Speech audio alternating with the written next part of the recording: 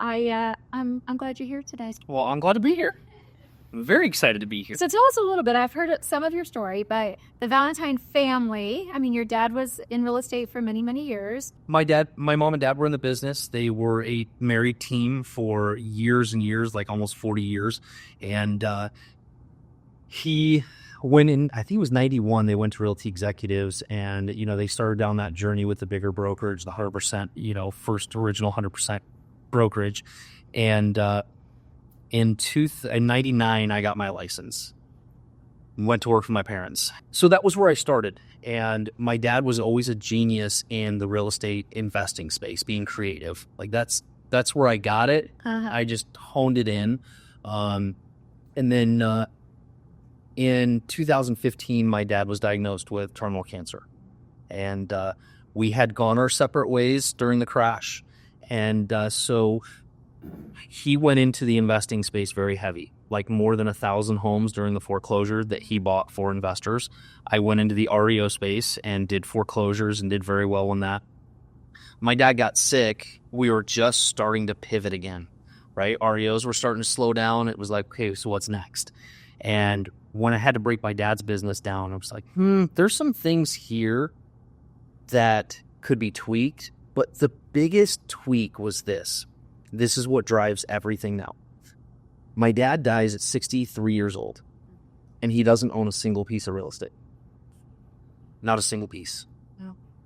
So with that came what?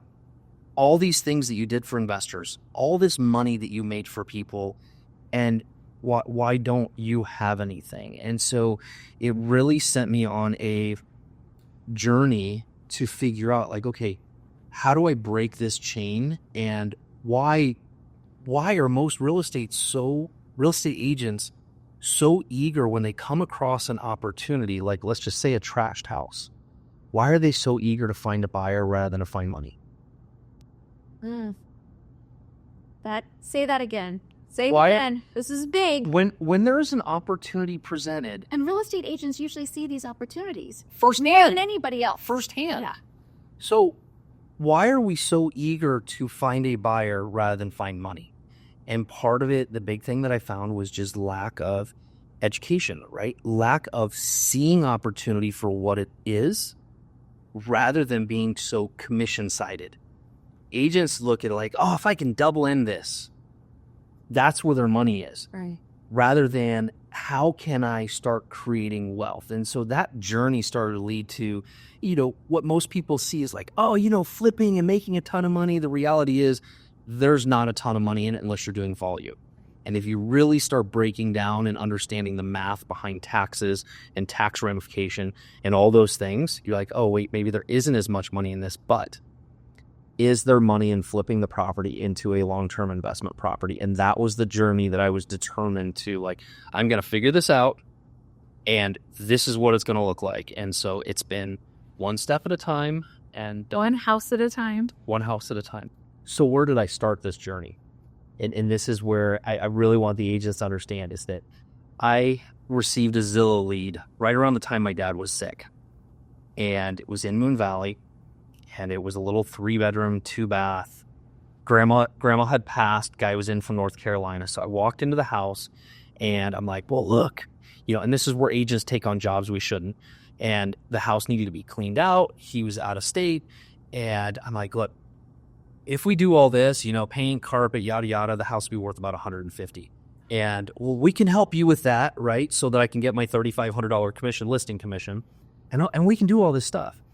And so I remember walking out the door and I swallowed really hard. I'm like, okay, worst case scenario, the guy says no.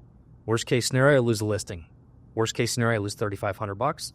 Okay, that's the worst case scenario.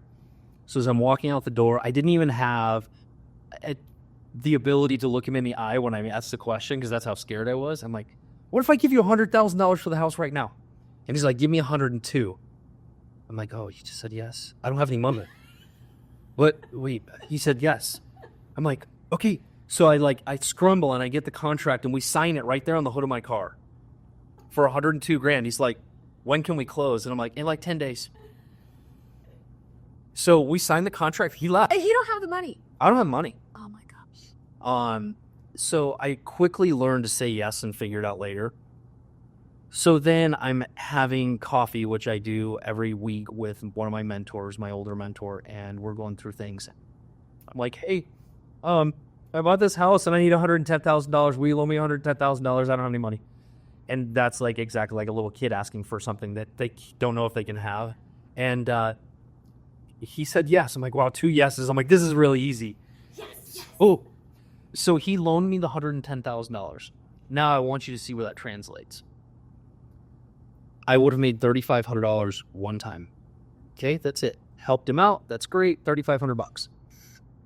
That house right now, I'll keep it light. The house right now pays me about $7,500 a year in cash flow. The house has tripled in value. Easily. So not only did we triple in value, but remember I bought it with 110 in hard money, basically. I refinanced it 12 months later and it appraised for that, 80% loan to value. So I didn't have any money into that house at all. I still don't have any money into that house. It's still an infinite return on money. So now we've unlocked the equity. We refinanced it. We pulled more money out. It's still cash flows. And now we bought other houses with it. And so we've continued to do that over and over again. And what's crazy about it was I just learned by the Braille method. I'm like, well, I wonder if this will work. Well, how about this? And so now it's just translated in something that I really love is I have really built my foundation for my house, for my own house. And now I can go and do that for others. Now that I've done all this experience, I'm doing it for my clients. I'm doing it for real estate agents because I believe our industry is very undereducated. And so what happens with undereducation? How many people do you think in 2018-19, if they would have had a conversation with me versus an online buyer, and somebody would have told them, hey, you know what? I really think you should keep your house. You realize that a lot of those people could have like $100,000, $200,000 worth of net worth increase had they just had somebody to walk them through what it looked like. Yes. Yeah. Especially over the last 8 years. Especially. So, to be the devil's advocate, what happens if the market turns? Then what? Then what? Then what? Then what? Because people are fearful, though. Yeah. So, so what happens? Well, here's a story that goes with it. Go back to my very first house that I sold. I bought it in 1999, 7.75% interest rate. That was back when things were $100,000, though. And my dad was always like, oh, you need to keep it. Of course, at age 23, the house doubled. $200,000. I had rented it for like a year. It was 2003, 2004. I made $93,000. I probably got taxed on it because I had kept it as a rental, so that sucked. I don't know where that $93,000 ever went. I'm sure if pay IRS or something ain't right.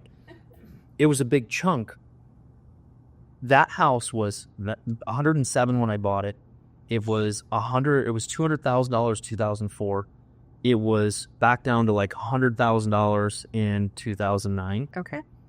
Today it's worth $375, and it would have been 30 years paid off. Even if I kept, here's the kicker, even if I kept the original mortgage at 7.75%, it still would have cash flowed. And today it would have cash flowed $1,000 a month, but it would have been 24 years paid off. Yeah. That's it. Like, I understand people are fearful of repairs and all those other things. Guess what? It's just now 25 years old. I would have replaced one AC unit in the life of owning it. It was a newer house. People are fearful of what are tenants going to do. I can tell you right now, I've had one tenant actually do more than $2,000 worth of damage. Wow. And you own 70? I own 70, and we manage 350 for investors. And during COVID, we had 1% of all properties managed not keep up on the rent. I remember having the conversation when COVID hit, you and I, and obviously your exposure with, now the country's in a pandemic, and are people going to pay their rent? And, I think at the end of the day, people need a place to rest their heads, to raise their families. They do. And if they're not in a position to buy a home, they're renting homes. And that's where they're going to pay their payments. Here's the other thing. Car payments are probably going to go first. Oh, well, let's talk about cars. You talked about the market going down. We will buy a brand new car and it will go down in value by 10% and we will keep making the payments. Right? It'll continue to be less money, worth less. We continue to make the payments. We don't freak out and sell it. Such a mindset, though. Why is it the same thing with real estate? It's media, though. I mean, really, it's just all right. It's media, which sometimes exacerbates the fear that exacerbates the problem that's at hand. Right. So here's the other thing that I've really learned and honed in on over the last couple of years is some people think about, well, being a landlord. Actually, the reality is when you are a landlord, the impact you get to make on not only other families, but your own clients when they're in situations. Now, what some people don't know is that, back in 2007, I mean, we lost everything, like down to nothing. Foreclosed on, 2 toddlers, no money, $1 million worth of debt. And we ran through that over a 4-year period of time, paid everybody off. We bought another house.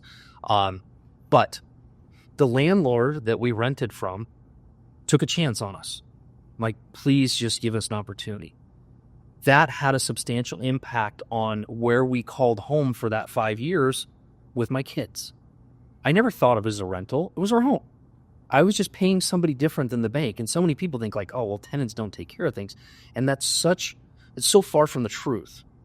And so we've had some of the most amazing stories from the people that we've impacted because we gave them a home to live in. Yeah. Right? So owning the real estate also allows you to impact other people.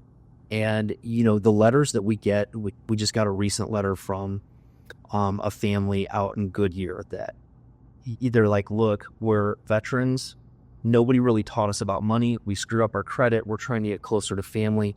This would be the ideal rental. I know our credit isn't the greatest. Will you please give us the opportunity to make memories in this home? Yeah, I don't even need to look at your application, because that was my letter. So you see where you start getting to have an impact, and it's not about, I own places of opportunity for people to put their head and raise family. Yeah. And hopefully that impact is something that changes their life like it did mine when somebody gave me an opportunity to rent. So I often hear people say, I don't have the money to buy real estate. And then I've heard you swear on this video. No, you cannot swear. But I've heard you say what you're going to say. But say it, because I think it's important. It's crap. It's a mindset.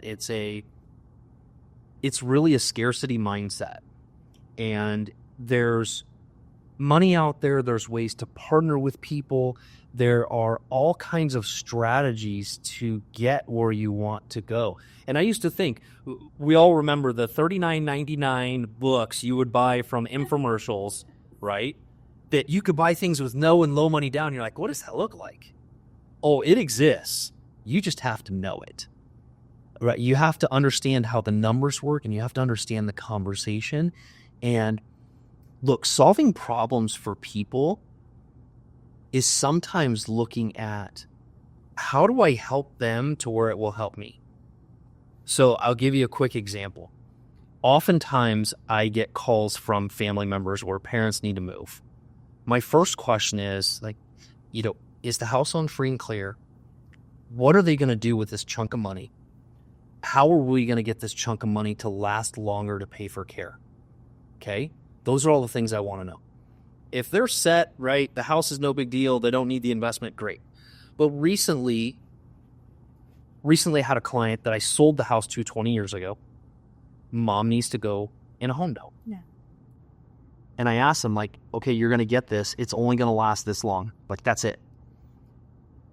If I buy the house from you, we can increase this by double. So I gave them a way to create income and sell the house and get rid of the liability, but create income. So I bought the house with no money down. But I also created an income to take care of mom that doesn't put a burden on the family. Thank you so much for coming by today. I appreciate it. I appreciate all you do. And honestly, when there's something, I've had real estate agents that I said, call Steve. Sometimes stuff happens in the process that maybe somebody was going down a path. I know we've had this and, lost their job or whatever. And we still had to figure out something to do. Remember the truck driver? Yeah. Yeah.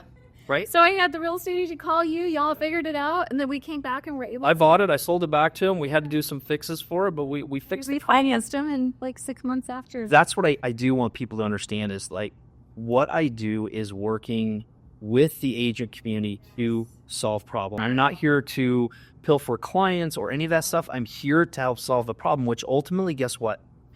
You become the hero because you know where to go when something gets crazy and you need a crazy solution to fix it to make everybody win. And that's the goal, right? And that's what you do so well. And I've taught my team, I'm like, our goal is to never say no to anybody.